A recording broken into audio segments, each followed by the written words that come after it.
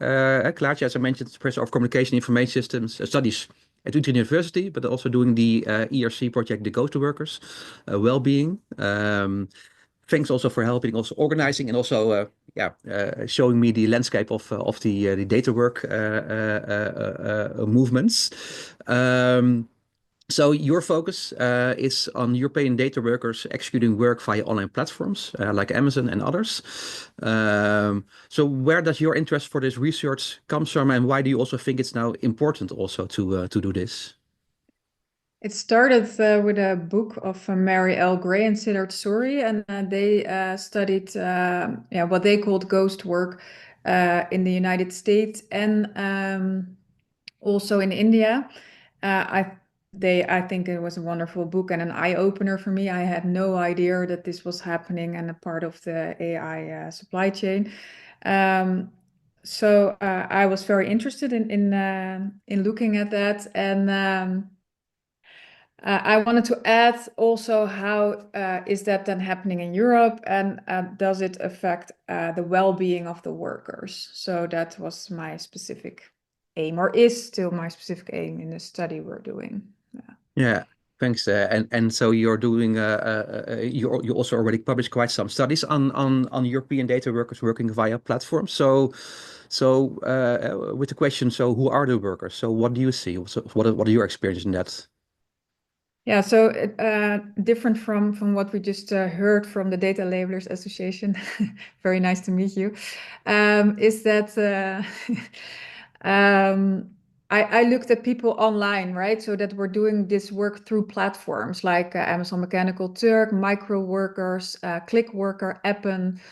And so we looked at 6 platforms that are working in the 27 EU member states. And then we set out a survey on all these platforms and trying to find the workers in Europe. And so, yeah, that's what we did. We had more than 5,000 surveys in the end. And what we did was looking at different groups of workers. So, and this is, I think, pretty specific for Europe. But what we found is a big group. Well, it's also similar, I think, to what Mary O'Gray found, but a big group of people that actually go into this work for a little bit, find it's not for them, or maybe it's in between jobs and then go out again. Still means that they do a lot of this work. It's like 73%. Then there's a part of people, and this is also a trend in the Netherlands, but I assume also in the rest of Europe, that it's becoming more and more like normal to have second jobs. So a lot of people do this next to other work as well. And uh, they do have their social security and everything through that other job mostly. So they are somehow protected. And then we have people that are what we call the dependents. It's a small group in our sample, it's like 8%, but they try to live from this work. And you see that this is really hard because, well, as we know, I think in most of the research that's done about data work, it's below the poverty line almost everywhere. And so they have a really hard time to make ends meet. And then we have a small group of people that actually like it and do it kind of for fun. Like we did some interviews later on with people, and people say, well, it's a bit like Candy Crush, but now I get paid a little bit, and a way to kind of keep up with what's going on in tech world. So very different groups of people with different needs and reasons for doing the work. Um, yeah, that's what we found in Europe. Okay. Okay, thanks for that. And one part of your project is also a documentary that you made together with a filmmaker. Um, Yeah. What we well, actually, I thought, okay, this work is so isolated because these people are doing it actually from their homes, and I thought alone and not, or at least apart from family, and so I was pretty sure that part of that isolation would then influence their well-being, right? And would be in a negative way. So in our interviews, we talked with like 137 people around the EU. That was a part of the questions, like, in the end, we asked about that, well, how they felt about not have first, if they had colleagues or experienced that, and if not, like if they didn't want, if they didn't miss that. And it wasn't very conclusive what came out of that. So people were like, no, they already had a lot of going on in their lives, and that would just make things messier, kind of more and to deal with.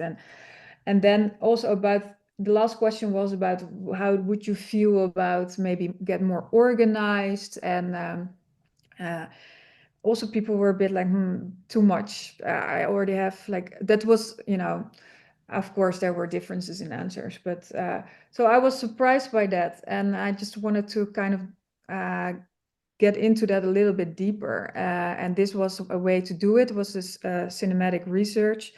And so indeed, with a filmmaker here in Rotterdam in the Netherlands, we invited 6 workers that we already interviewed before, and to talk about this. And in Rotterdam, they didn't know each other beforehand. We also put them in different hotels, so they wouldn't meet before. And they met on set, and so we had a setting where they, a bit like a focus group setting, where they could talk with each other, but also they rebuilt their workstations on set, so people could also work, but also kind of work together. Sometimes like collaborate a little bit and talk about the tasks they were doing, how it was going, how they were finding these tasks, which platforms they.